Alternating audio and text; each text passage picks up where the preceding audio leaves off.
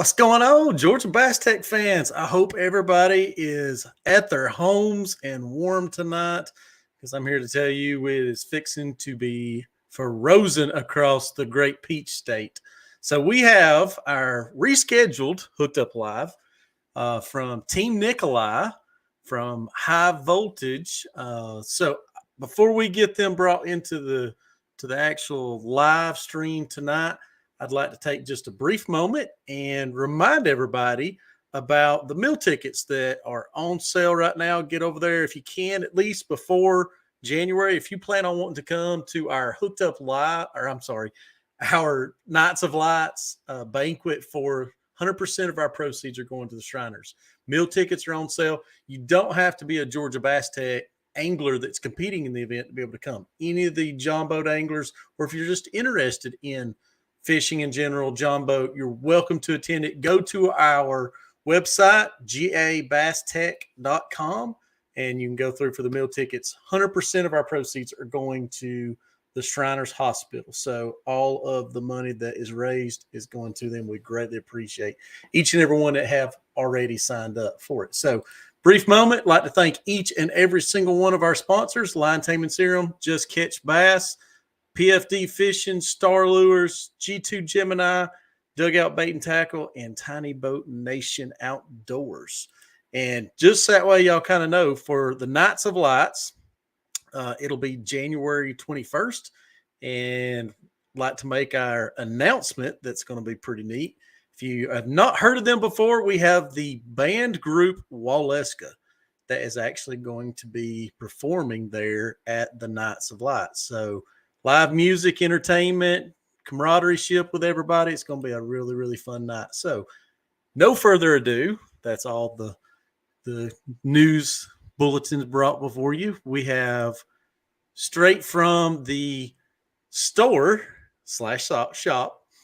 Tiny Boat Nation Southeast, we got Ryan Marquez, Chris Simmons, and then we got Team Nicolai, Maverick, and Daniel Nicolai. Welcome in. How you doing? Doing good. So y'all fished through with High Voltage, and y'all were the points champions in High Voltage. I believe, if I remember correctly from our stats, Mr.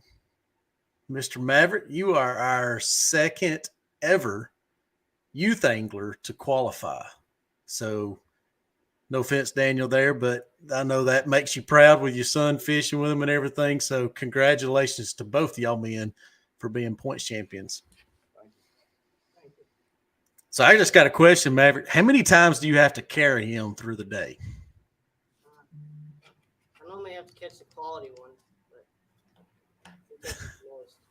You know, and I did notice that when your dad sent me pictures and stuff to use for, putting all this out there, social media, stuff like that. You were always holding the bigger fish, Maverick. Always. Yeah. Normally the ones I catch. That's awesome. So just take a brief moment, make sure with this. Have you already got your list in to Santa Claus, everything you're wanting to get? Yeah. Okay. How much of that stuff is going to be fishing related? That's what I want to know. I asked for a bunch of hunting stuff. Not really fishing. Hunting stuff. You duck hunter, deer hunter? Deer hunter. Deer hunter. I hear you. What's your biggest buck you ever killed? I killed a 9 beginning of this season.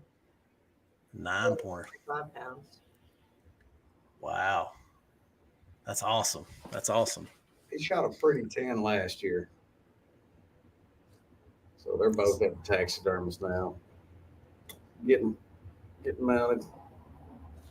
So just making sure. I mean, you haven't went girl crazy, right? Don't start trying to don't even worry about that. Fishing's right there, right?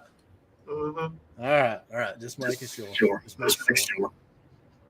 Well, Nicolai, let's talk about your boat setup as far as what all you're running. I know it's been a big chatter. There's a lot of folks. You can go through and talk about your boat setup, what all you're running. I know we'll go from front to back. I got the Ghost on the front. Love it. I got a live scanner pole mounted to that for the forward-facing sonar, and then there's 2 Lowrance Lives up front, 12s. Like this big. The older you get, the worse you can see, so you got to have something big. One stays dedicated to the forward-facing sonar. The other one stays on map, maybe down imaging, or I don't use the side too much. So, and then we get to the back. I just recently, well, probably 4 or 5 months ago, got a Stealth 50 put on it.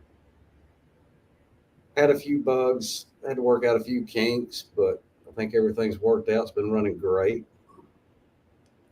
I don't know, it's just exciting, going a little bit faster. I mean, that's what we've all been pushing for ever since I've been doing it for 5, 6 years. And I'm sure everybody's been doing the same thing for the last 20 years with troll motors, then the Briggs and everything else. So it's always about that little more competitive edge. So you said the pole itself, you've got it for the forward facing sonar. It's on a separate remote steer, stuff like that. Yeah, it's got a pedal. It's got an adjustable dial on it for the speeds. It's got a right and left switch on the pedal. The pedals, it ain't real big. It's probably a 6x6, maybe 1.5 inches tall. So it's real flat. It's real easy to get your toe on. But that's been a big key to a lot of our success, is being able to find that while you're fishing and find your bait when you cast, or just keep constantly looking for fish. So it's definitely one of the tools that gets used the most. That is neat. That is neat.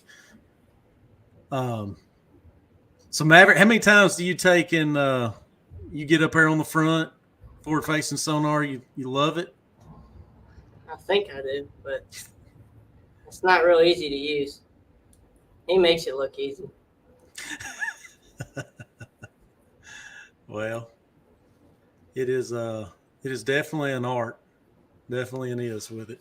We go out fun fishing. I'll let him get up there, for an hour or so. I'll lay down in the back of the boat, just let him get some time with it, And then I'll get up and I can see the trail where he's been running and fishing, what he's been looking at. I think it was here recently at Juliet. We fished, 3 weeks ago? Yeah.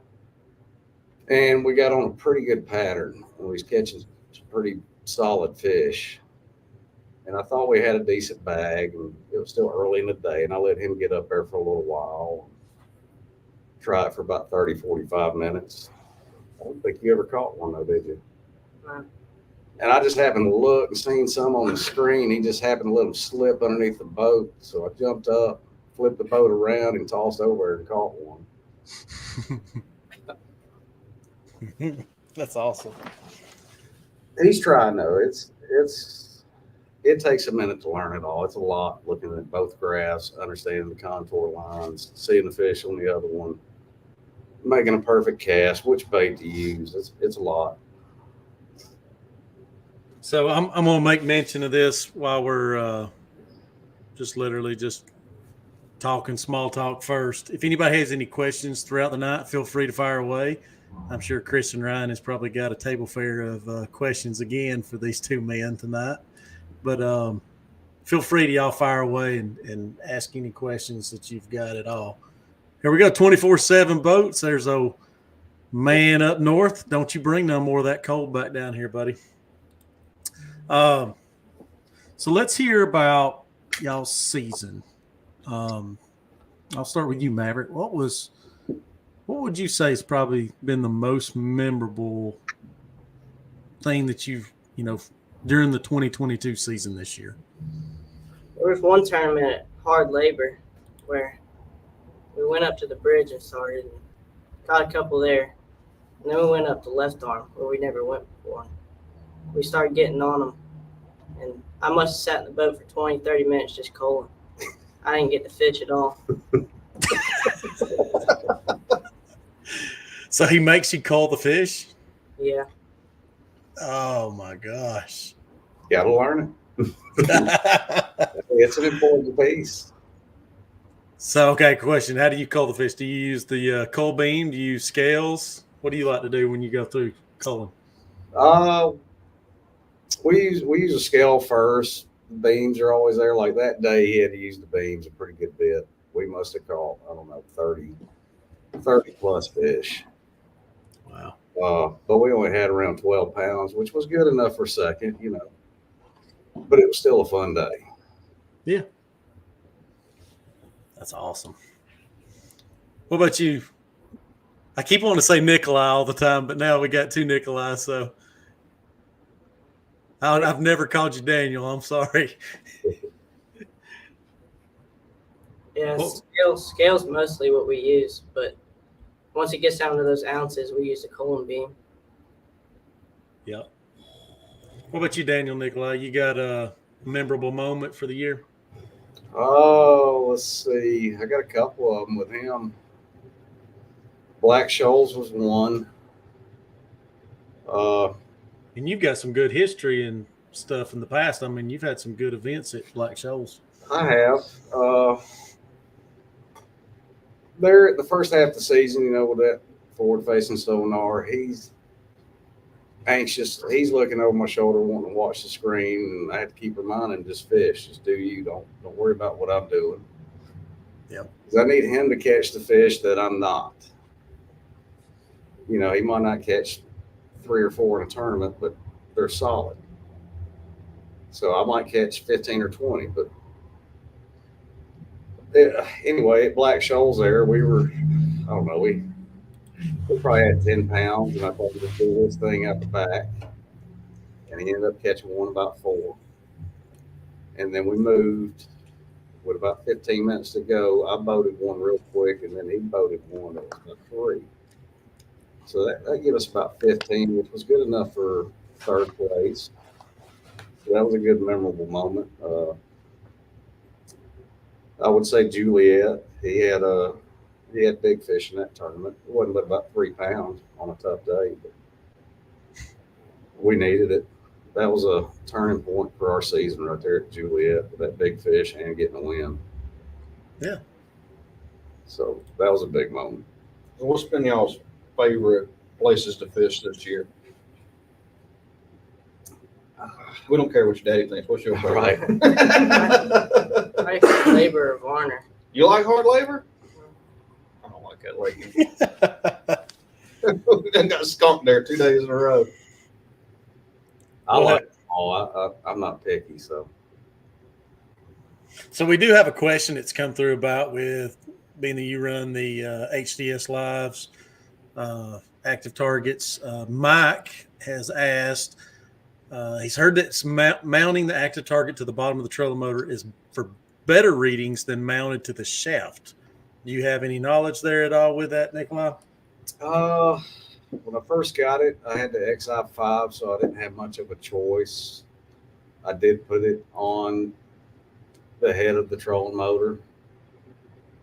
That seemed to be all right. I've never put it on the shaft, so I don't know. I guess you can count the pole as a shaft, the live scanner. I don't have no issues with it. So I'm running my active target on, and I've got an HDS Live unit. I'm running it on the shaft of the trolling motor. I've not really run into issues necessarily with, and I don't know maybe what he's referring to, just readings in general just being higher quality, or I think a lot of, and you correct me if I'm right with this, Nicolai, I think a lot of it has to do with battery.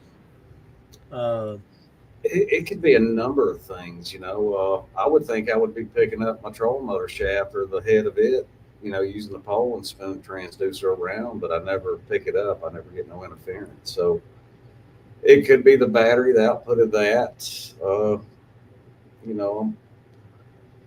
I'm on the Lawrence group on Facebook, so I see a lot of people that have different little issues with some of their images. It could be a number of things, how they got it set up or whatnot, or they got their brain and the transducer hooked up to the battery with all the other stuff. That causes a lot of interference. I would single it out if I could, graphs and the brain itself. I'd have its own battery. Yeah, and it could. I mean, here's another factor, and you tell me if I'm wrong with this, Nicolai. So if this gentleman's running a, let's just say a Minn Kota, then being that Minn Kotas have not converted over to brushless motors, it could possibly have some interference there. The Ghost trolling motors, the Garmin trolling motors, they're brushless motors. They're probably not as, frequencies messing with it or something. Another thing could be picking up something off the trolling motor head itself. Signals or something else. I don't know, but that's a possibility as well. So if you stick it on something, just try it on a little pole off the side of the boat, see if it looks better. I mean, that's an idea. I'd probably try that first, and then isolating to its own battery as well. And I would, it's not no hidden secret much anymore, right? So, I mean, forward-facing sonar today, it really helps out the anglers tremendously. If not to at least watching it, but just it's another piece of the puzzle to getting somebody close by. So appreciate that question, Mike. And if you want to expand a little bit better on it, if you're dealing with some specific issues and seeing if we can maybe help you out and some experience there with it or not. So I think the best thing is to start with a good, solid battery as your base. Good, high quality lithium battery, like you can buy here at Tiny Boat Nation. We've got the exclusive 16-volt system just for trolling motors and graphs and all your fancy TVs and stuff. You come on around, we'll get you hooked up. You got it sitting there somewhere? I got one right over here. I was about to say, I know you got one sitting somewhere right inside of there. I'm anxious to try the 16 volt just because I hear it gives better quality in picture. I want to see if it's true. I'll try it. And just make sure to have an inverter with it, right? Yeah, I think they recommend an inverter too, just to up the ampage, the power of it a little bit. I don't know so much if Garmin's the same way as the Lowrance or. Well, the Garmin and Humminbird units and the Simrads, you can run all of those straight 16 volts because the voltage is going to be higher coming off the battery when it's full charge. The only one you have to worry about is any of the Lowrance units. They have to be regulated at 16.4 volts. Right. So we sell.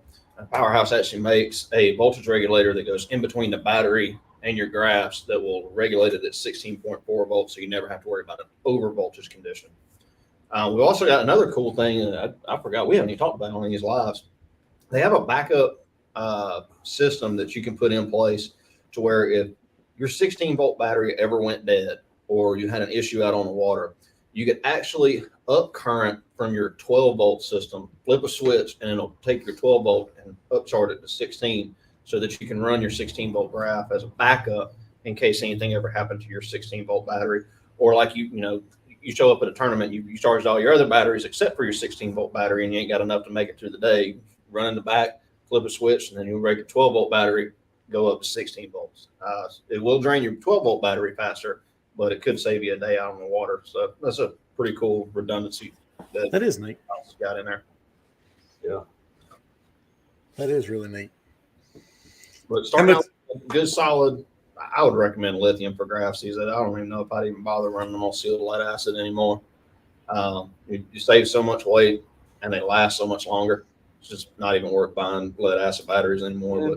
But yeah, big thing we see is a lot of people are hooking up all kinds of stuff to their house battery on their boat. They'll have 4 graphs in the boat and it's hooked to the same thing that's running their bilge pumps and everything else. You got to separate all your graphs onto a whole separate battery so that you don't have to worry about any interference. Nicolai, that's how you're running yours too, right? As far as you got them separate, your forward facings. Yeah, it's separated from the Panther steer, the live scanner, the pumps, the lights, everything's on one, and then the graphs and the brains on another one. Right. And I mean, for folks that's maybe the first time watching tonight, for everybody to understand, we're all electric John boat tournaments. I think a couple of the clubs, high voltage, I think they allow gas motors, restricted gas size motors on some of the lakes that are horsepower restricted, but predominantly the clubs that are fishing in the Total Electric Championships, all electric. So Nicolai hooked me up, pointed me in the direction whenever that Panther steer. I know it was probably a couple of years ago we interviewed you and seen it, and I was like, man, I've got to get my hands on getting that Panther steer because it's a great product. And y'all even sell it there at Tiny Boat Nation Southeast as well, right? Yep.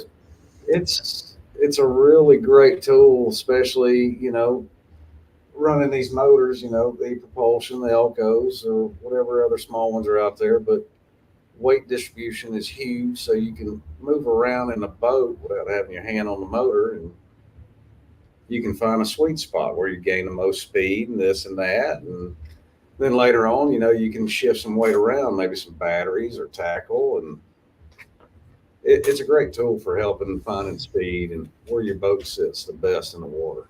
Now, when you went from the tiller steer to the Panther steer, did you have to move to a totally different place once you got the weight figured out? Well, I had a regular console Oh, you before I did? had the Panther, so getting rid of the console made a lot more space. And it was either that or a stick steer. I was looking at both, and I really wanted electric, and I finally found the Panther, so I went with that.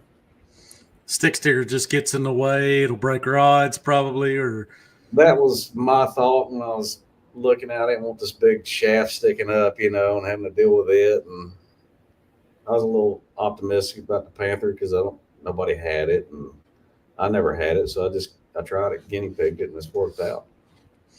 So Maverick, I got a question for you. I want to hear about your very, very first tournament, John Buck fishing. Do you remember it? Not very clearly, but Do you have what was your first memory of tournament fishing, John Boat tournaments that was just like the wow factor? Do you have one? not really. I don't remember anything from my very first. They just all blur together, don't they?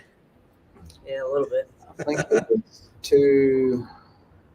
it was 2019. There was a couple pot tournaments put on during the summer, 3 fish limit. And I think we ended up winning one of them. We finished second in the other. I think we had like 14 in one with 3 fish and 12 in the other one. So it wasn't too long ago. But they were good days. They were solid fish. So do you see yourself down the road, Maverick?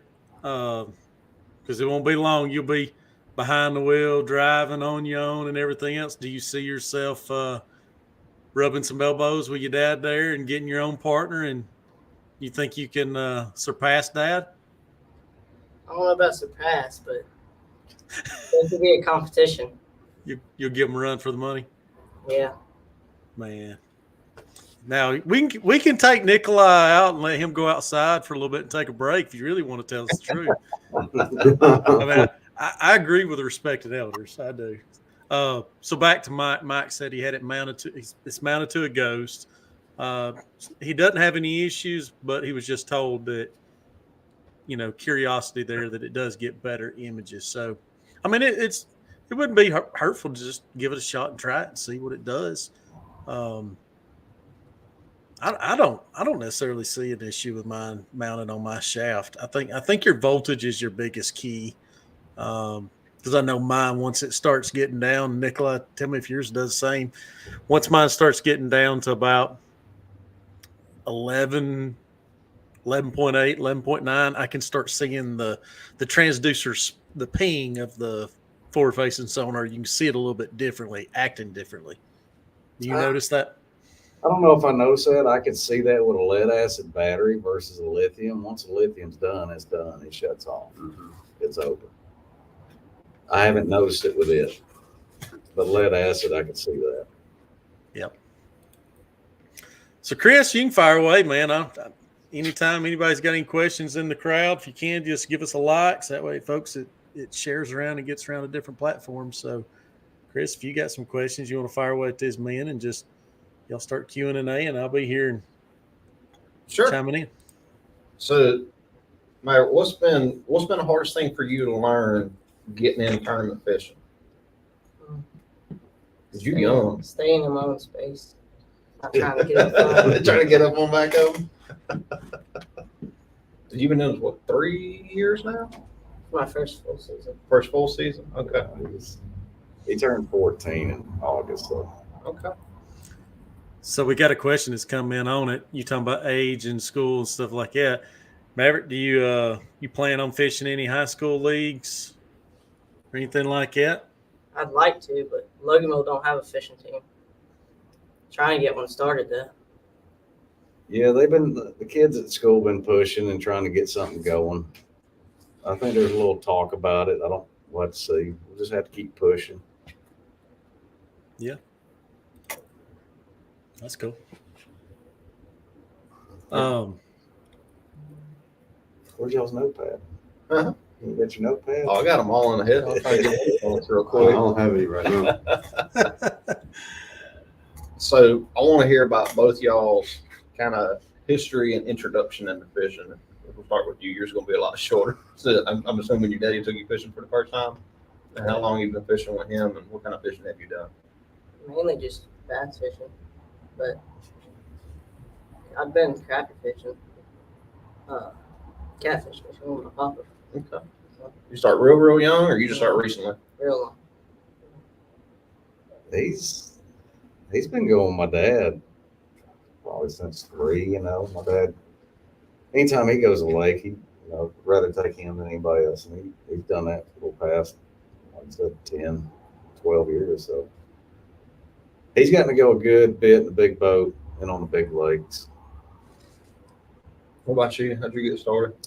Same thing. I probably didn't fish my first tournament with my dad till I was 13, 14 at Sinclair. And then we didn't really fish a lot then, but we always went fishing all the time ever since I was probably 3. And then at 19, I think I was 19, I bought it was a 19-foot Skeeter with a 200 Mariner on it.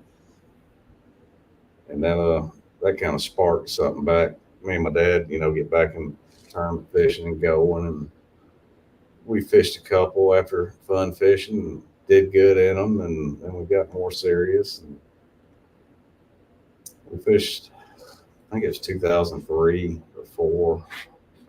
Did real good that year. And then I traded that boat in and got a 2002. It was the X225. And we ended up winning the points with Berries. We finished second in the points with R&R. We missed one of their tournaments, so that cost us. And then we ended up finishing the points champ in GON for the state of Georgia because they kept up with a point system for all the big tournaments. Had to be a certain amount of boats. I don't know if they still do or not, but that was cool. And then just kind of fell off, then got in age having kids and time got taken away. So. Yeah. So you've been back steady into it for how long now? Let's see. I moved over here in Oxford, I think 7 years ago. A buddy of mine let me borrow a little 1448, just with one trolling motor, because I got a pond in my backyard. And I had an epiphany one day. I wanted to go to Varner, so took it over to Varner and just that one trolling motor, just started at the boat. And just went. I had a pretty good day. I think I caught 9 or 10 on Shad Rap, and that kind of sparked it. And I started digging in on Facebook and websites, about tournament fishing for Electric World. I think I purchased a 14-foot Pro Craft from a gentleman and put one troll motor on there. Clay, my other partner, he had another troll motor. We threw it on there, and I think our first tournament was Stone Mountain with Dixie. Didn't know nothing about Stone Mountain. Maybe I fished it one other time pre-fishing before that one come up. I think it's like 1 or 2 fish. We just went out there and really just started fishing like we was fishing a big lake, just throwing big crankbaits and just grinding it out. We ended up catching a 9-pounder, and he caught a 2.5. We finished third. So that was really the start of it. Stone Mountain can be a really, really fun lake to fish. Yep. So Jason brought up back to the school thing. Walnut Grove just started one last year. They could probably contact them to see how to get set up. So yeah, Walnut Grove. Yeah, he used to go to Walnut Grove. I gotta look, see, might see if we transfer him back over there. I'd like to see Loganville get one because he's real big into baseball. And that's what he'd be playing this year, is playing for Loganville. So wanting to keep him there at Loganville, but we're just going to keep pushing them and give them ideas, or maybe we can talk to Walnut Grove and have them kind of share information how they got started. We just have to look into it.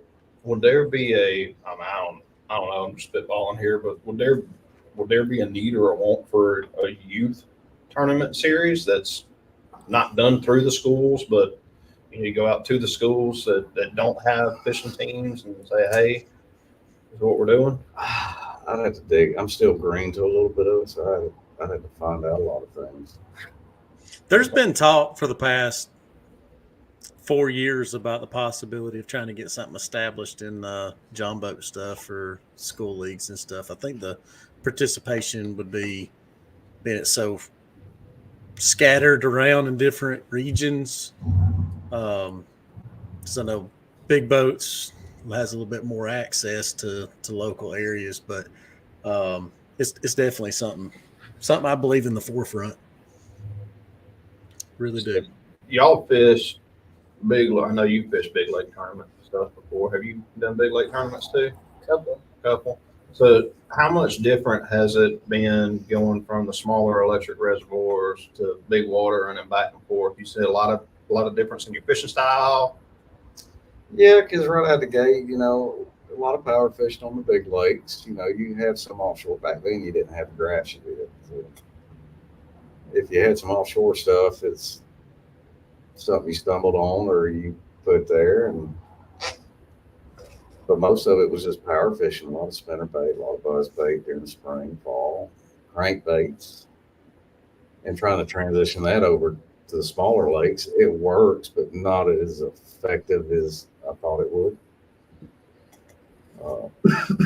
When I come in, there's a lot of shaky head, a lot of jig. I never threw a shaky head much. So. I didn't know what a shaky head was until 2 weeks ago. Don't feel bad. So that's how I learned how to fish. The first year or two there, it was a lot of power fishing for me, and I got some success, but it wasn't consistent enough to be up at the top.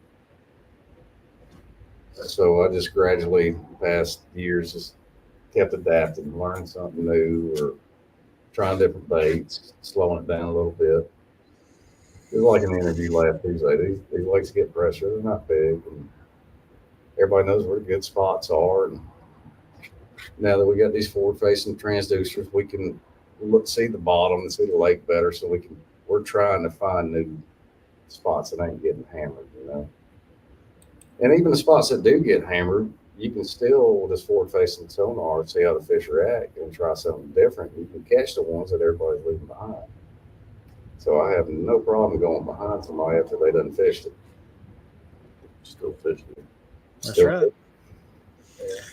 So Chris, there's a question that's come through that y'all might be able to help chime in too on it. And Nicolai, you might want to. What kind of power and how many chargers would it take to fish a 3 consecutive day electric only tournament with a big Navy motor, 36 volt trailer motor, pan optics, side view, maps, charts, all the bells and whistles? You have to have the biggest of everything. And even then, you'd have to be very conservative. Just like, say, for instance, the E175 on a Navy 6, even if you ran at half throttle all day long, you probably wouldn't make it 3 days. You might make it a day and a half, maybe 2 at the most, but you have to resist that temptation to twist that throttle just a little bit more, and that's hard to do. Mm-hmm. I can tell you that if you were running a big, either a 10 or a 12-inch graph on 16 volts with a live scope, even on a 100 amp hour battery, you probably make it a day and a half, maybe 2 days at the most. But most guys are running 2 or 3 graphs plus a live scan or down, whatever y'all call them. The fancy scans is what I call them. You'd be lucky to get 2 days out of the 100 amp hour battery with that. And then a 36 volt trolling motor battery, they make them up to 100 amp hours. And it really is the same thing with the Navy. Depends on how much you crank that throttle up on a trolling motor. If you run it real low, and slow, you might be able to get 2 days out of it. I don't foresee you making it 3.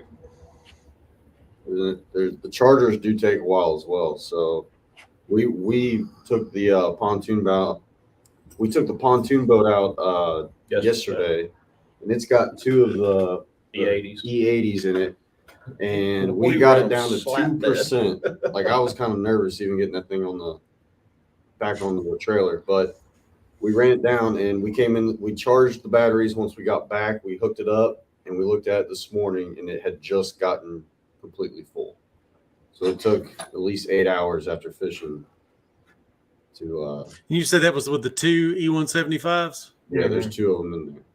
So, yeah, I mean, but that two would take a while. I would see. Yeah. 2 2 of the E80s, smaller E80, the the smaller mid-size one. mid-size. 80. Oh, okay. Yeah. Okay. I thought I heard you say E80s. That's why I was asking if it was E175s or is E8. It's got 2 of the batteries in there. And we started out yesterday morning. We had, I say probably about 60% battery from the previous time we'd been fishing. So we went last week for about 4 hours. And we didn't run full throttle the whole time, but we burned up about 40% of the battery on that trip. We didn't recharge it. And then we went back out yesterday at 60%. We fished for 7-8 hours, something like that. And we had 2% when we got back on a trailer. And that was, I'd say we ran in total all those 2 days. Probably close to 10 miles. It was close to 10 miles that we did. Wouldn't you agree with this, Nicolai? So with the electric outboards running, that is one thing. Top key is being able to get back, get it charged.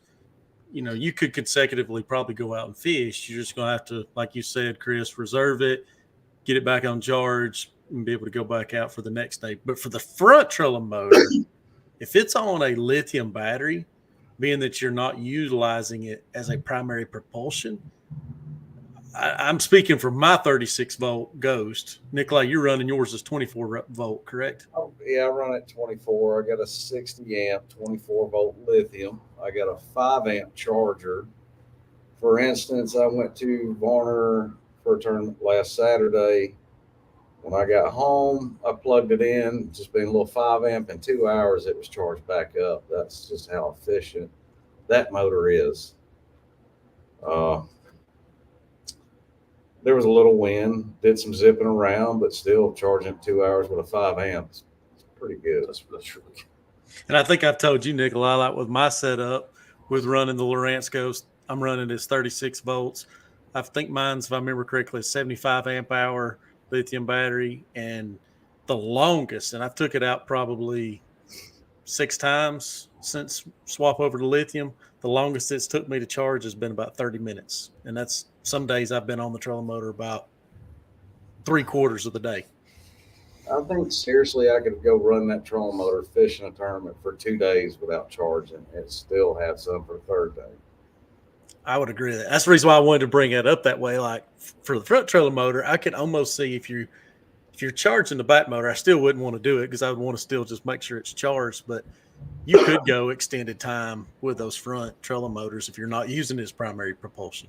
And I can't imagine what 36 volts would do to mine. At 24 volts, if I pull the back motor up by myself, I can run 4.3 just on 24 volts. I think it's about 89 pounds of thrust. Yep. And correct me if I'm wrong, what 100 at 36 volts is what 120 pounds of thrust? Something like that, I think. Yeah. Good question there, Matt. Thanks, sir. So I got a question for both y'all.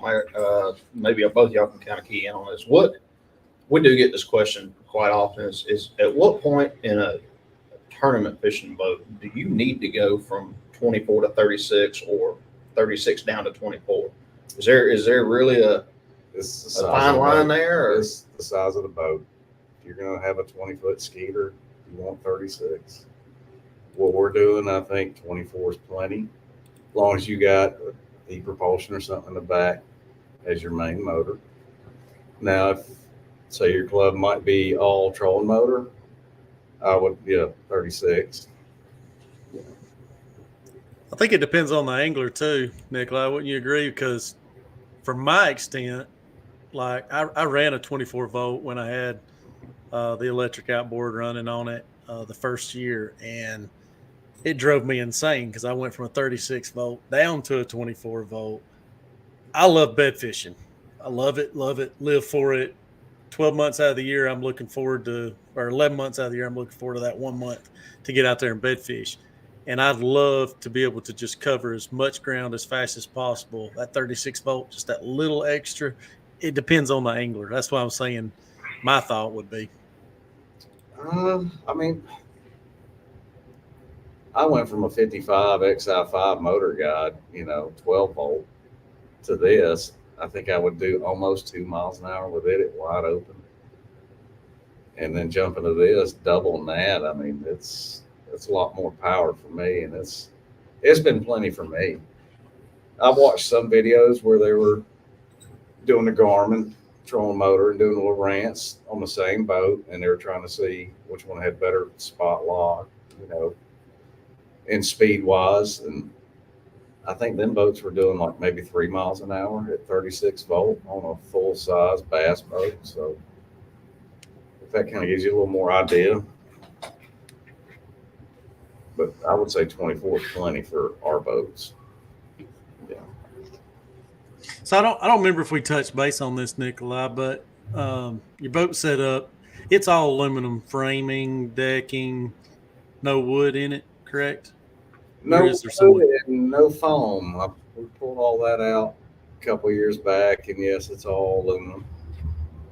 No foam. I'm telling the Coast Guard on you. I don't know how much weight in foam. I know we pulled out like 6 bags of foam, and probably 2 or 3 of them were waterlogged. Like you're going to rip the trash bag trying to pick them up, That's a Home Depot industrial trash bag I'm talking about. Yep. Hey, you built your boat? Frankie. Okay. He helped me build it. Okay. So y'all feel free, fire away any questions you got, electric boating or fishing in general. Matt is saying on this, it's hard to get feedback on how these lithiums run and if they're worth it. I will attest to it, and I'm sure Daniel could agree to this. Making a swap to lithium batteries is probably your best investment on a boat. Wouldn't you not agree? Especially in a smaller boat. Technically.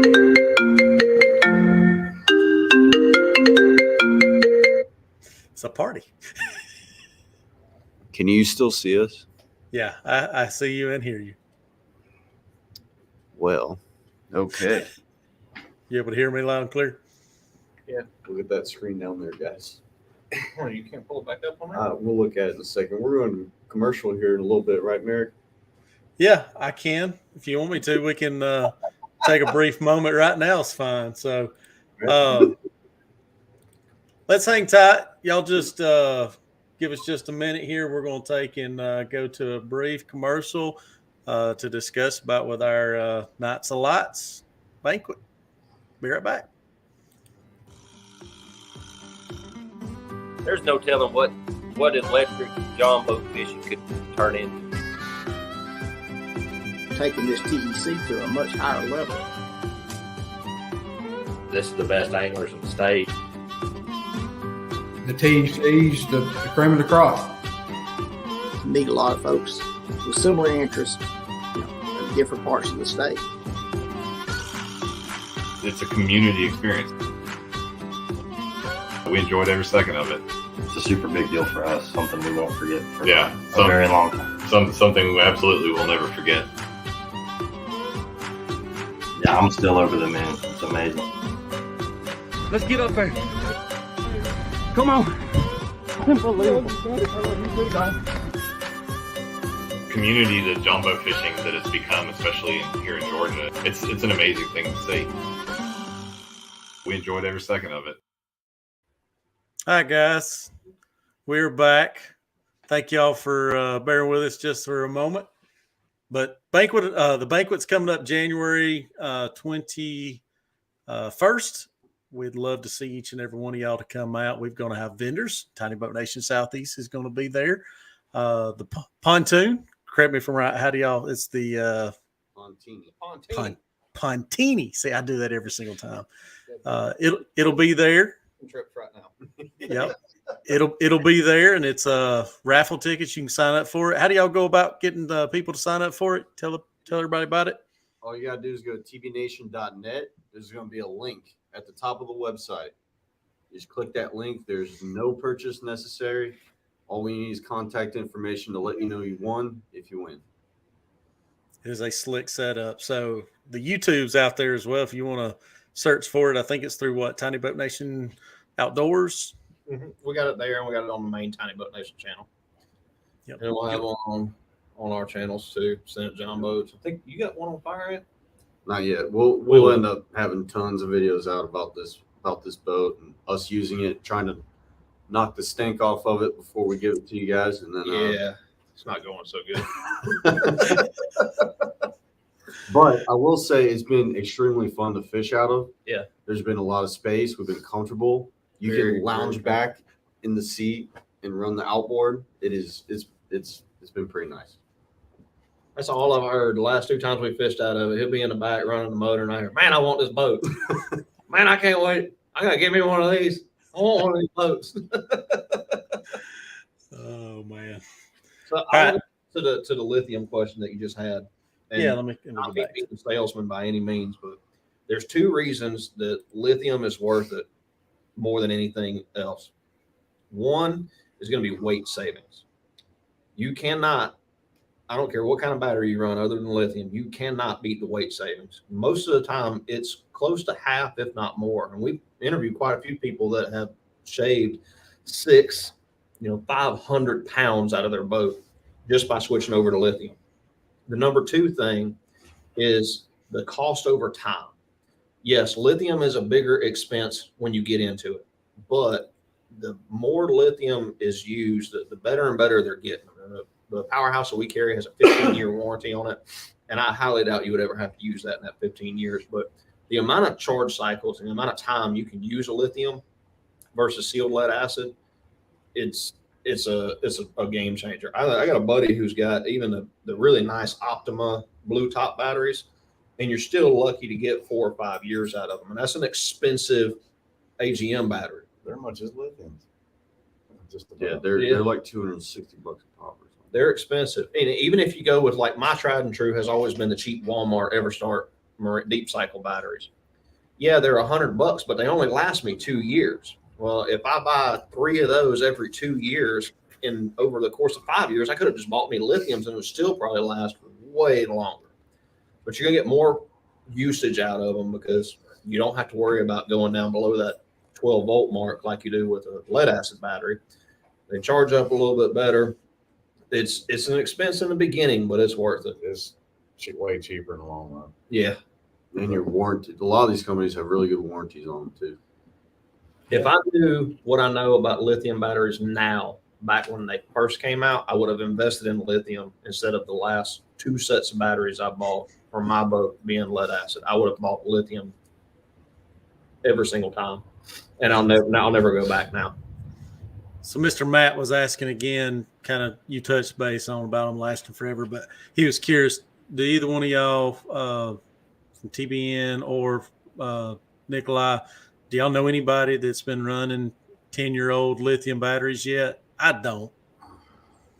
No, because we just really started using them, I'd say 2019, so probably 3-4 years.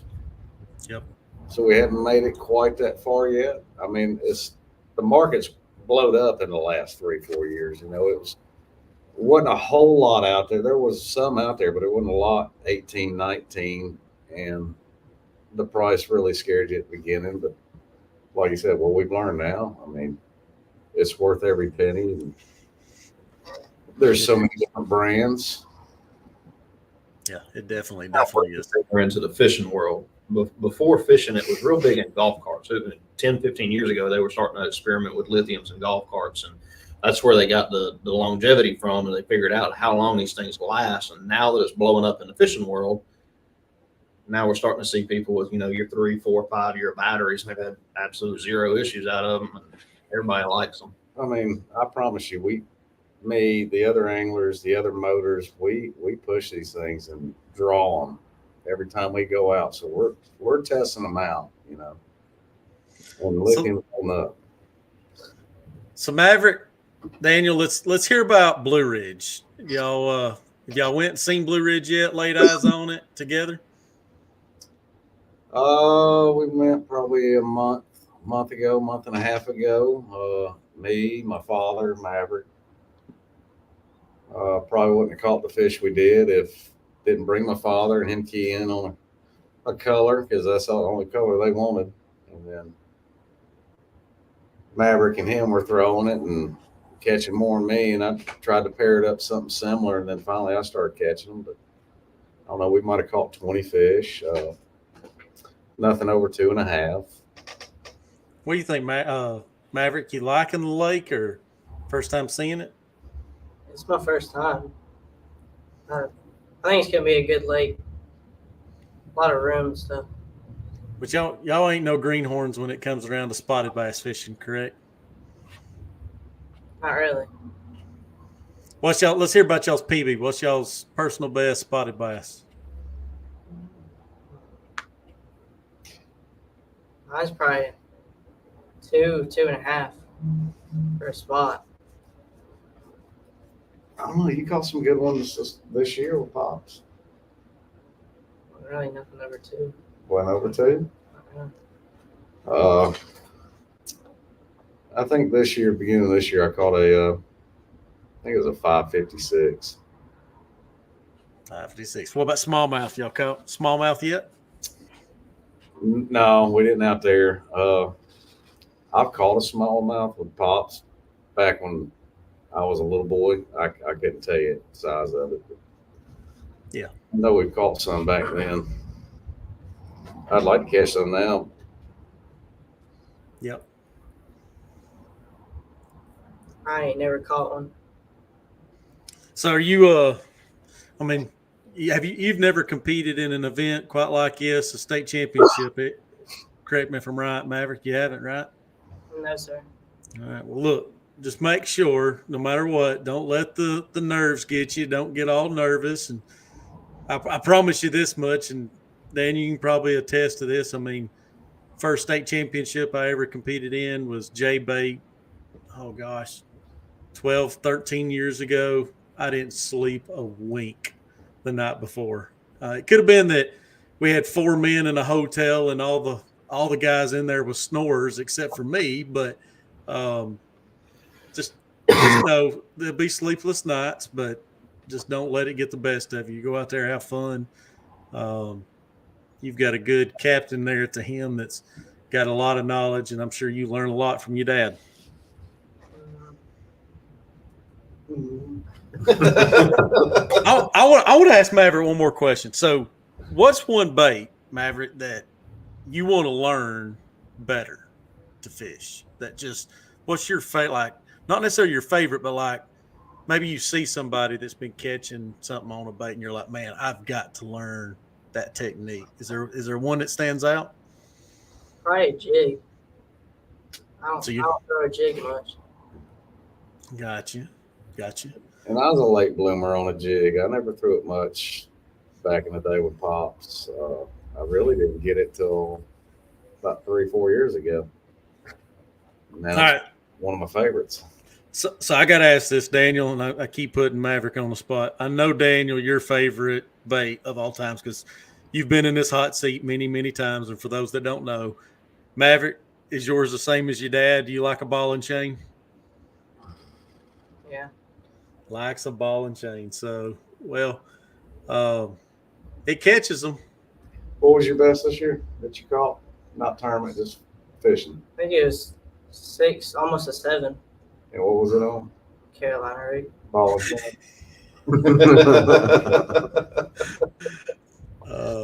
Yeah, okay. So, what would you say is your least? We asked this the other night. What would you say is your least favorite lake to fish in the state? Just like, no, don't want to go back. I don't really have a least favorite. I like them all. Yeah. Daniel, you got one? Least favorite lake? Blue Ridge. That'll change. I promise you. It'll change. Everybody seems to be nervous about this lake. I guess because y'all never had a tournament there before. I mean, no, I'm not really nervous. It can be a tough lake. I mean, I love going to new lakes. I love figuring them out. And it's just a little bit of a ride. I mean, it's not that I don't like it. It'd be my least favorite out of all the lakes we fish. Would you say? I'm trying to pick your brain on this to figure out, Daniel, why you're saying it. Is it because of clarity, being that the lake is so clear? No, because I like clear water. I love Latham. I love Lanier. We even got a couple lakes down here that are pretty clear, Black Shoals, and Juliet's pretty clear. I do like the clear lakes. I love catching spots. So no. We'll be interviewing Nicolai again, and maybe when you go back up there, you might get in some others, and it may change, maybe to where it's not as and I'd forgive me, I didn't touch on this topic, and this does need to get brought up. It really, really does. And Daniel, you're gonna have to help me because I have to keep asking you this to remember it. You're not only a qualifier through with high voltage, okay, points champion in it, but you're also points champion in how many other clubs? In qualified?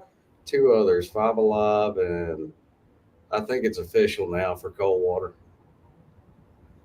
So, and that's for points champions. That's points champ, and I fished SOS. We finished 4th in points there. That was a qualifier. Me and Bobby done the elites. We finished 2nd in the points in that. So that's literally 5 tournaments, clubs that you've competed in 2022 and been in the top tier in every one of them. Yeah, we did a little bit. But I don't plan on fishing that much next year. Do you fish every day? Do you have any days off? No, I usually take Sundays off. You got any sick days to work at left at work? Well, he fishes with me in the one club, and then he goes to his mom's, and then his brother, he has nothing to do with outdoors. He don't want to fish. He's a little bit different, so it's hard to get him out. And then he's got his newer brother, Max, that's 2. It's hard to get him out, just go to a restaurant or anything. So right.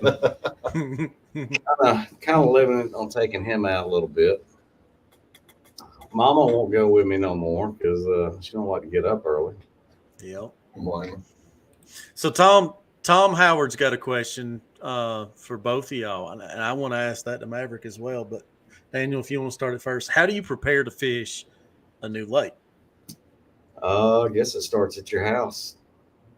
Google Earth, maybe some YouTube videos if they're out there. Maybe go back on Google Earth, see what the lake looks like when they're building it or whatnot, you know. Depends on what time of the year. If you're a competitor and you fish a lot, you usually know what to fish or have an idea what they should be doing. If they should be deep, channels, up shallow, depending on time of the year. So you go on the map and pick out areas you want to target. And usually I go out first, especially when I get on the lake. I look at contour lines and I check those areas out. Maybe do a little fishing, but I kind of breeze through them because I really want to get an eyeball in the lay of the lake. And then usually after that first time going to a new lakes, usually the next few times is when I start keying in on some things. How much different is it getting ready for a tournament in clear water, like where y'all are going to Blue Ridge, versus some of the dirtier water lakes? Like, I've never fished clear water before. I've always fished either really, really muddy water or really stained water. So what I've seen the first go round, a lot of steep banks, ton of rock. the lake's down. The brush piles that were there when the lake's up, they're exposed, so you can see those. Be a good time to take notes on those when the lake's up. Was able to find other brush piles now that the lake's down that people put in. But I'm gonna change the line. I'm gonna drop the smaller lines. I'm probably, again, timing of the year. You're gonna have to slow it down a little bit. So I'm probably gonna go to some smaller, subtle baits, jig or shaky head or something. Now, do y'all got to fish further away from everything so the fish don't see you, or is that? Yeah, I mean, it's a lot of time what I've noticed with forward facing sonar, a lot of fish like to get underneath the boat. Yep. You'll see them coming, and it's like they see the boat and they want to get underneath it, and they'll hang around the back of it. Mm-hmm. Especially the bait. The bait's the same way. They love hanging out underneath the boat. It just depends. Some of the fish are spooky. I think even the transducer sometimes pinging off of them. They can hear it. They can feel it. I mean, we can hear it when it's out of the water. You can hear it pinging. I know they can hear it. Yep. And I can see sometimes when I'm scanning, I can see them react. I mean, it's like I said, some of them run from it. Some of them sit there and give you an opportunity. Is bait color a lot more picky on clear water versus dark and stained water? I think it is. Like I was saying, when we went, my dad just had them throw a worm that had a certain flake in it. They loved it. And I couldn't get bit. And I tried everything around that color, even close to it, and they didn't want it. They wanted that one piece. But they are a little more picky, I think, when it comes to colors. Yeah. The line plays a big role too. They can see it. I know I can see if I can see my braid to my fluoro on my graph. Really? Yeah. Wow. Yep. You can pick that out. Definitely can. What about you, Maverick? Let's hear about how do you go about preparing to fish in a new body of water? Daddy. do you like go over there and start sneaking around your dad, or just what do I need to do, Dad? Like, just tell us what do you normally like to do? I do that a little bit, but I just tie on what I think works, and he does all the scouting and stuff, and just listen to him. Do you ever kick against the grain and be like, no, I'm going to think outside the box and do something a little bit different, even though Dad's telling me to do this? Do you still have your own unique style that you like to throw in? A little bit, but every time I try that, it don't really work. Just stick to listening to him. Normally, what I tend to do when we fish in term, I know everybody does it. Everybody goes fishing. You got your rod set up with what you want to throw, but there's always those certain few baits in the back of your mind you want to try, but maybe sometimes you just don't put it on. You're thinking about it, but you never put it on, And that's what I do to him. Them baits that I'm thinking about might work or I want to try, I put it on him, and it's worked out pretty good this past year. So I'm gonna tell you something, Maverick. I've got 3 daughters, and I'm gonna tell you what, it looks like you've definitely got a good direction going for you. So I'll definitely introduce you to my 3 daughters whenever we get to the state championship. All right. All right. Sounds like you listen to your daddy. So Matt has got another question about with electric only fishing and stuff like that. Does electric only make y'all more of a methodical fisherman? And then also, what would y'all consider as like your number one search bait, trying to find something? Number one search bait, again, would probably be the ball and chain. And again, these smaller lakes get a lot of pressure. So you really got to tune in and find something that they haven't seen, or a different little style of fishing, maybe dead sticking it or something. You just got to try it out. And with forward facing, you can see these fish, how they react to the stuff. So you're able to learn a little bit quicker and hone in on it, what might trigger them. Maverick, what's your favorite search bait when you're trying to hunt a fish to bite? Probably Carolina rig or Texas rig. Yep. Working it different. Yep. And I'll put on a bigger weight on the Carolina rig just so you can feel more. I mean, it's a great bait to learn the bottom with. So just put on 3/4 ounce weight and let it rip and drag. Feel it, learn it. Yep.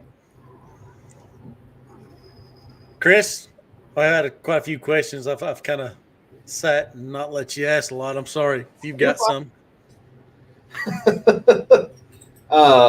So have y'all had any really bad tournament experiences? Any forgot to put the drain plug in, forgot to charge the battery, somebody fell out of the boat? So Black Shoals, the same tournament that he caught some good fish in. Put the boat in the water. I think just waiting on him because he usually drives the truck. He backs it up.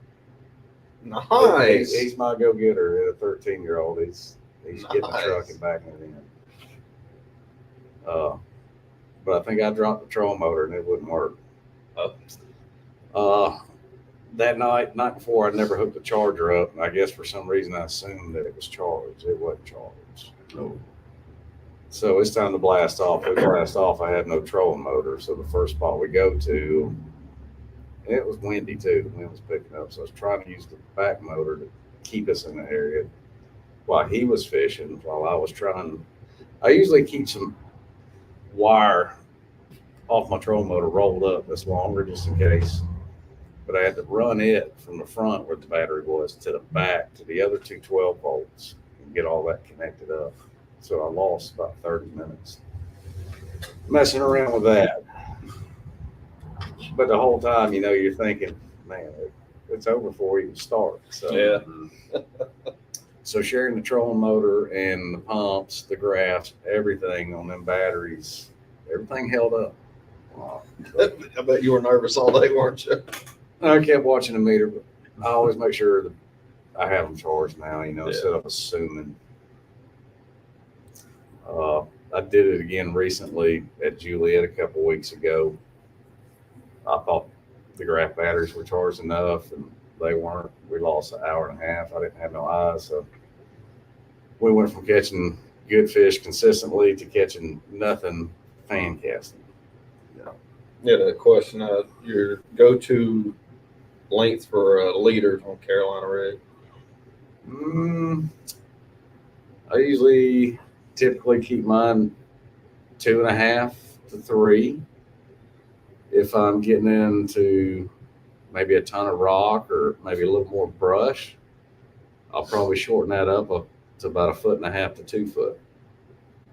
And I usually run 15 on the main line. I put 12 on the back leader.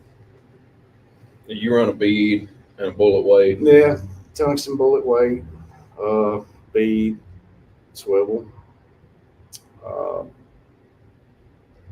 I started experimenting this year with owner with the hooks, and I've grown very fond of those. So that's been my new go-to hook.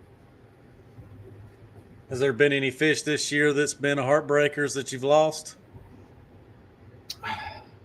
We've been really, really fortunate this year of not having that what if or we landed this or that. There's only one fish I can think of that we lost that I thought cost us, and that was the last tournament. I think we were about ahead maybe 8 points, 8 or 15 points. It wasn't much considering our point system, man. We started off great that morning. He caught a 4. Bodie did. I turned around and caught a 4, and we got our limit. We had a good stack. Went to another spot, started throwing some moving baits, and right off the bat, hooked one about 4, maybe just over 4, and got it to the boat. He was at the back of the boat, and then the fish turned to go to the front of the boat, and it jumped right beside the boat up at the front, which I'm in the middle, so Maverick's on the back deck, so he couldn't get nowhere near the net, but when it jumped beside the boat, it come off. And that one bothered me a good part of the day because I thought that was the one that was going to cost us to lose it all. But it ended up working out. We still had a good sack. I think we finished about 4th. Fourth, I think. We finished 4th with like almost 15 pounds. But I think that one would have put us over the top for the day, but it didn't work out. But that was the one that really got to me, and that's the only one I can really call out. Gotcha. You got any weird pre-tournament rituals? I like to wear my orange hook shirt. That's about all I got. You got some lucky stinky socks I haven't been washed in 3 years. Yeah, Favorite hat or something like that. I don't really believe in that stuff. Love it. I'm kind of right there with you. I don't necessarily have luck that I like to try to do of superstition myself. I don't. So I'm going to ask of you whenever we get up there at Blue Ridge for the state championship, Maverick. We've first youth angler we ever had. I believe you're friends with him. Correct me if I'm right. The other youth angler was, oh my gosh, why am I drawing a blank? Help me out here, Daniel. Ryder. That's right. You and him are buddies, ain't you? Yeah. He moved though, so we don't really talk anymore. I got you. I didn't know if there was maybe some smack talking that's went on between you and him over the past. Who can fish better? No, not really. There was a year or two ago they were talking a little bit. You know, I took them to a couple tournaments against where they could kind of compete against each other. What would you think, Maverick, on this? Would you like to see a high school deal for John Boat stuff? Would you be interested in doing it for electric tournaments? Yeah, I think that'd be pretty cool. Maybe we can. It's been talk about it for a while. I know there's been a couple of different guys talking about it. Maybe something will get started with that. So maybe somebody will take and get it kicked off the ground and going. But yeah, Chris, you got anything? Any other question? I got one from Maverick. So you're usually the youngest angler out there at just about every tournament, right?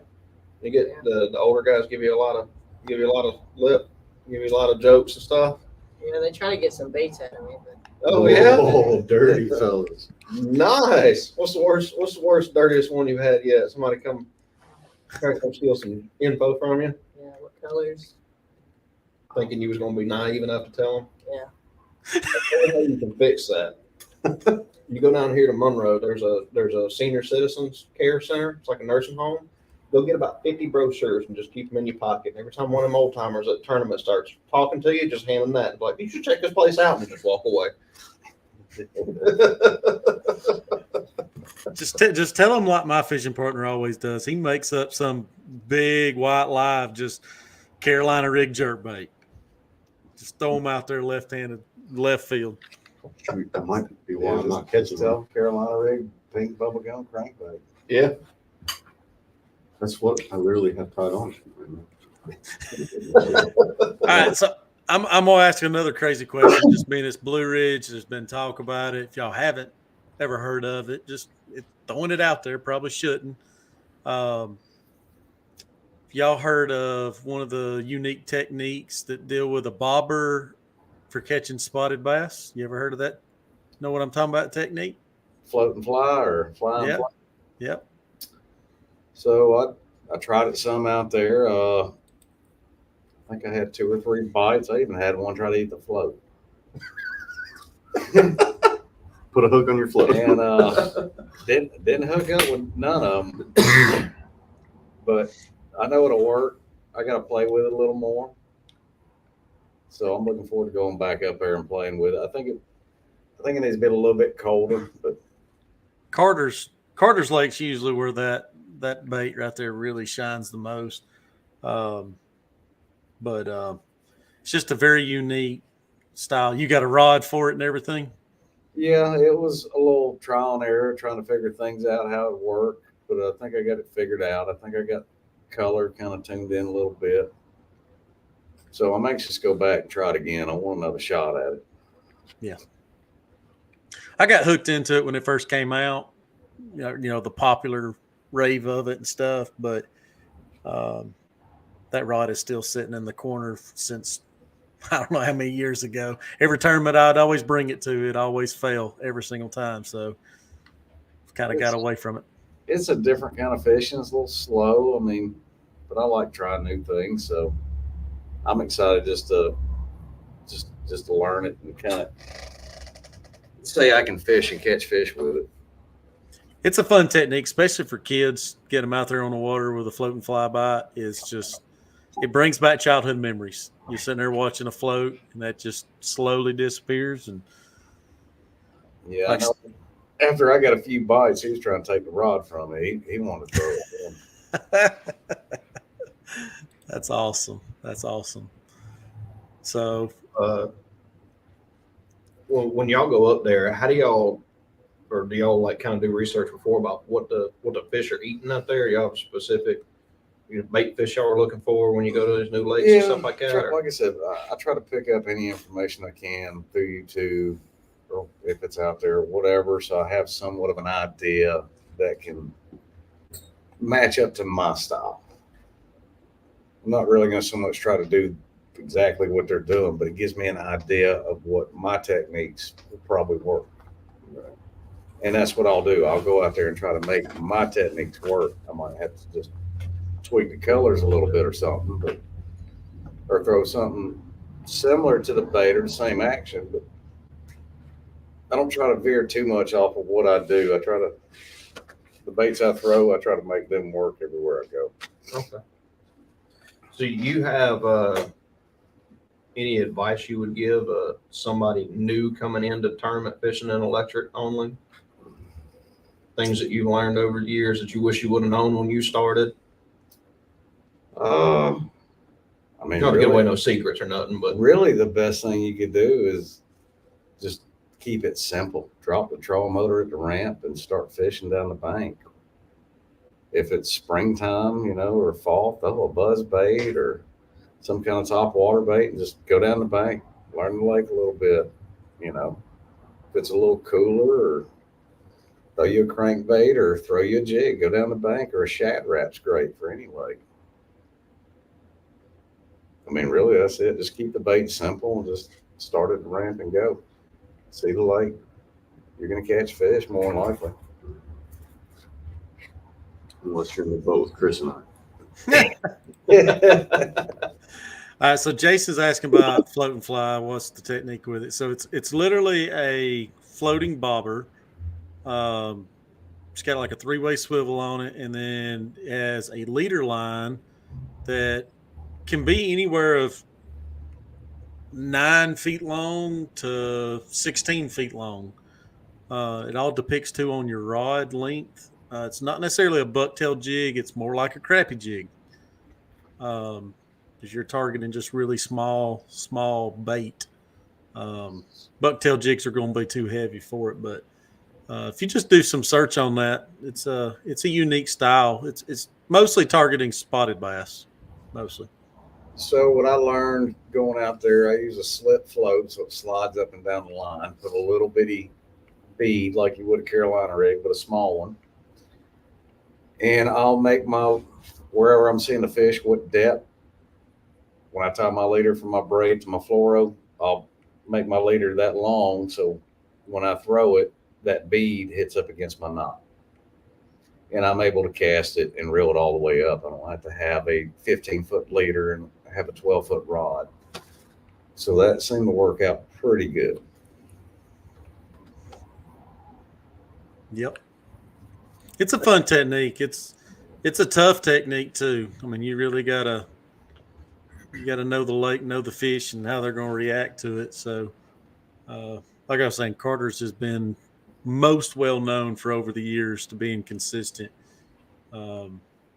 with it. But so let's hear about winning predictions. What do you both of y'all men think? Y'all've been up to Blue Ridge, y'all seen it. What do y'all think the winning weight is going to take February 25th up there for the TEC? Maverick? Seeing what we caught, I don't think it's going to take more than 15. Might surprise you. I'm going to keep it around 13 and a half. I think maybe a 4.5 pound spot. There's been a lot of people asking me this. What's y'all's take? Do y'all think that they're going to be I wouldn't say a smallmouth bag, but smallmouth that may be coming in, weighed in? That many boats, I think the chance is pretty high. I'm pretty sure you'll see a couple of them. Oh, y'all are allowed to bag a smallmouth up there? With a bass. So yeah, that has been a topic that we are going to set up amongst all of our anglers that are competing. We're going to be trying to set up a webinar for all of us to go through all the rules and everything prior to the event. Discussion has been asked about it. What type of species of bass are we going to be able to weigh in? So spotted bass, smallmouth bass, largemouth bass. Those are the three species. If you want to get real technical, I don't know if they've got, I can't even now think of it, the other, like red eye bass, rock bass, whatever. If you want to catch one of them, I think the state record for it's 1 pound something, but you know what I mean? Like it may be one of those days, but if it is a green fish, bronze green, I know Jason Hyde just commented on here about shoal bass. So there's actually no shoal bass in Blue Ridge. Shoal bass is more into the Chattahoochee River basin. It's kind of southward of Atlanta is where a lot of those shoal bass start coming about. But yeah, those predominant, those three species are what's going to be allowed to weigh in up there at Blue Ridge. I did not know that. Well, hell, we could start tournament fishing next year, and we'll just catch a bunch of catfish and say they identified as bass. I knew that was coming. We're not like a lot of folks. We're not gonna take and bend stuff on it. We're just gonna hold to it very truthfully. But I'm gonna be asking you when we get up there, Maverick. I've got the other youth angler Ryder. I'd asked him to do something for me. I'm gonna do the same thing for you, young man, whenever we get there. I congratulate both y'all, men. I mean, especially you, Daniel, taking time and spending time with your boy out there on the water and fishing. That's memories that nobody will ever take away. The money comes, the money goes, but you know, the memories that you have. And correct me if I'm right, Maverick, you said this is your first season fishing in a John Boat Club, right? Yeah, first full season. So, I mean, I'll be very truthful with you on this. You could ask a lot of anglers that's out there. I don't know many people that can say that their very first season in tournaments that they were points champions in a club. So, congrats. And I mean that very, very sincerely. Yeah, I mean, I had a goal going in, and that was just trying to make the top four. And lo and behold, you know how it all turned out. I mean, we're looking for a little bit more, you know, halfway through the season, 3/4 into the season. So we reached the goal I wanted to reach, and then some. And then there was a little bonus in there. I think he subbed for one of my partners in the elites at Hickory Log, and he caught the biggest fish of the day that we weighed in there and helped us get over the top and win that one. Wow. So, what do you think of Hickory Log? You like Hickory Log? Dislike it? I mean, I've only been there once, but it's a good lake. I'm sure your dad sat there telling you the whole time, there's this one guy that took me up here and said this lake was pretty decent, right? Right, Daniel? I don't feel bad. The first time I went, I caught a short fish. That was it. So, but that wasn't the case the second time, was it? Nah. And where's Hickory Log? Hickory Log's in Canton. Yeah. Cherokee County. It's like North Metro Atlanta. So Nicolai's never called me back to want to fish another event after that one. That was a brutal day, though. That was. It was. It looks like it's down now. Nobody's fishing it. So we actually went through there. It's no access to it right now. They still got the gate open, but there's physically no way you can put in. They have dropped the lake low enough. They do it every 5 years or so. They have to lower it just enough. The gates on the dam has got airbags on them. So based on the safe dams, they have to take and lower it and do maintenance on those airbags that basically fluctuate that 7 feet of elevation. Mm-hmm. So I think it's scheduled for like middle of January for whenever that contractor is going to be coming out and doing the maintenance on it. So it should be back. They're going to be able to pump back up from the river. So it should fill back pretty quick. That'd be good. Give the lake a little bit of a break. So, Maverick, what's a fish that you want to catch that you have not caught yet? Smallmouth. Smallmouth. Gotcha. You Daniel, caught you yet? No. You're missing out, man. caught a what? We can take you shoal bass fishing. We know where to catch them at. Crappie, don't ask. We've caught quite a few jackfish this year. Jackfish are fun. That's awesome. That's awesome. So, folks, make sure if you got questions, fire them away. We've been going now for, it looks like about an hour and a half nearly. If you got questions, make sure to ask them before we take and conclude the show. But we get up here to Blue Ridge and put in the water. Really looking forward to meeting you face to face, Maverick. I know, Daniel, I've met you every single. I believe you've qualified. Correct me if I'm right. Since the TEC has been originated, you've fished, qualified every single year for the TEC, correct? I have and haven't done worth a dang. I'm looking to change all that. Now, do both y'all like fishing in the cold? Do y'all prefer it, or y'all summertime and you just put up with the cold?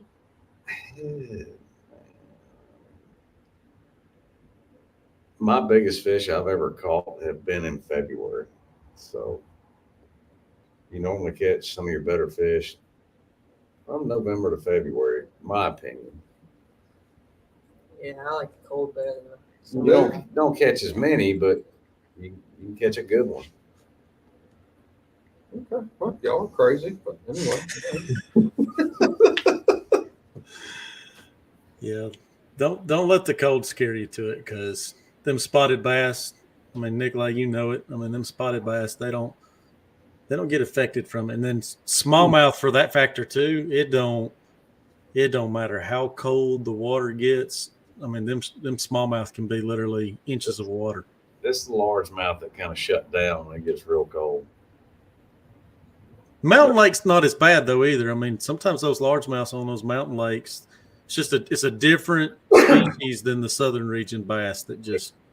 Yeah, probably because they can go ahead and get down deeper and get used to it. A little colder down there, and then when it does get cold, they're used to it. Ain't nothing versus our fish down here. They can't go but so deep. Yep. Well, So, okay, this is a good question. Matt's asked for both of y'all. Biggest fish ever, any type of species. Biggest weight.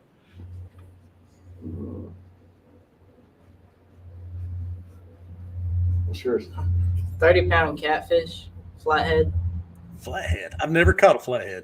Oh, you're missing out. So much fun. I think we ended up eating that one, didn't we? I don't see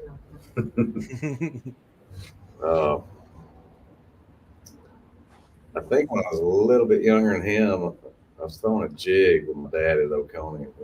I ended up catching a 20-pound striper. I've caught some big cats too. But you ever caught a striper, Maverick? Yeah. Okay. Not that big though.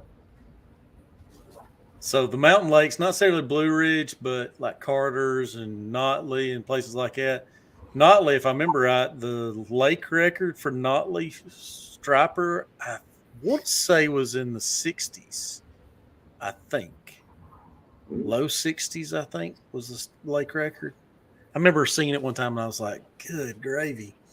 I couldn't imagine catching one that's – the biggest one I've ever caught is 22 pounds, and I couldn't imagine catching one that big.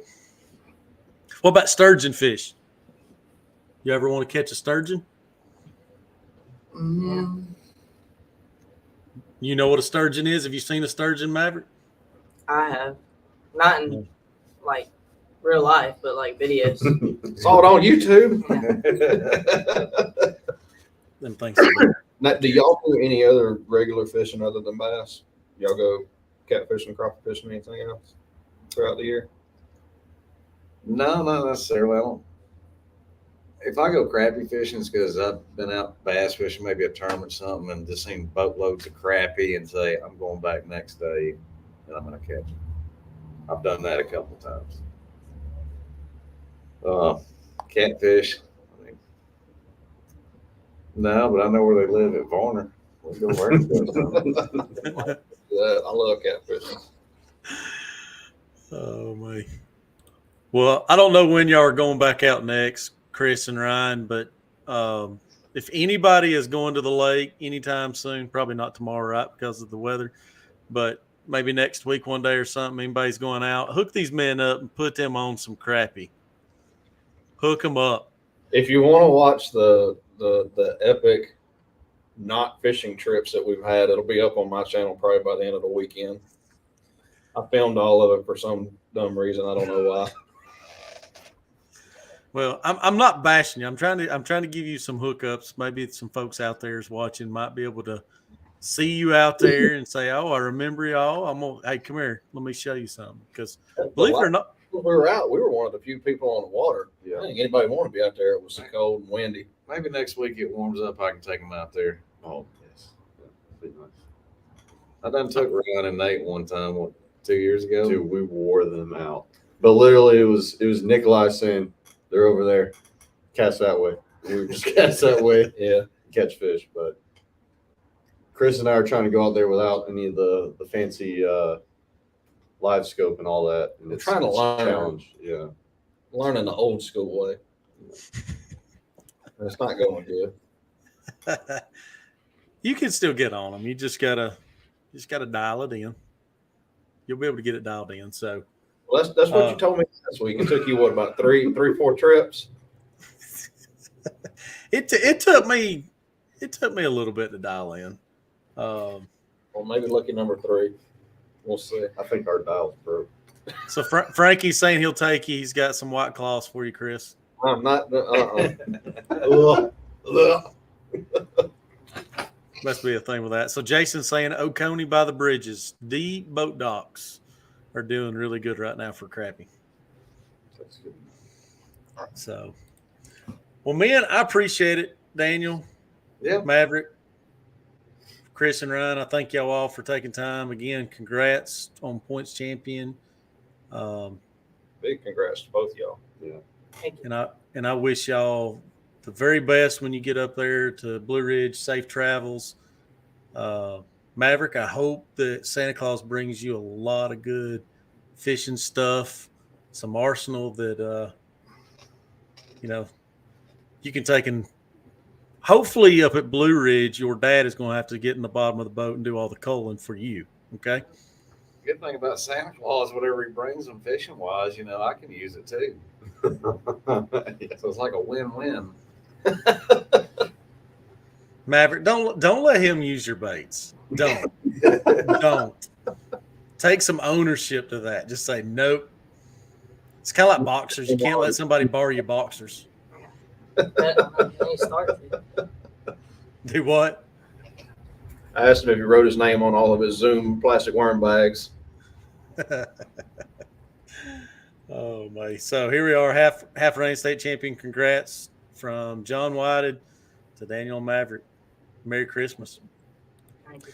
So again, yep, Merry Christmas to all of y'all. We'll our next Hooked Up Live will be next week. We're going to take a break from Tuesday night. We'll pick back up on Thursday night and start back up our Hooked Up Lives. Thank y'all again, men, for taking time tonight and sitting down with us. Yeah, thank you. And Merry Christmas, everybody. Yep, Merry Christmas. We'll see y'all in next month at the Nights of Lights. All right. All righty. That is our Hooked Up Live for tonight. We appreciate each and every one of y'all taking time and watching it. Hopefully you gained some information from watching the show tonight between the boat talking and electronics that's on the boat. Again, we appreciate each and every one of y'all. want to take a moment and wish each and every one of you and your families a very Merry Christmas. And let's all, without a doubt, keep memory of what Christmas is truly, truly about. Our Lord and Savior came into this world born for each and every one of us. So very, very appreciative of that. Let's make sure to share the true meaning of what Christmas really, really means. It's very, very important. So we'll be going Hooked Up Live next week. Appreciate each and every one of our sponsors. Get over there and check them out. We're very, very appreciative of each one of them, not putting one above another. But again, we'll be going Hooked Up Live next week. Appreciate each and every one of y'all, and God bless you. Stay warm.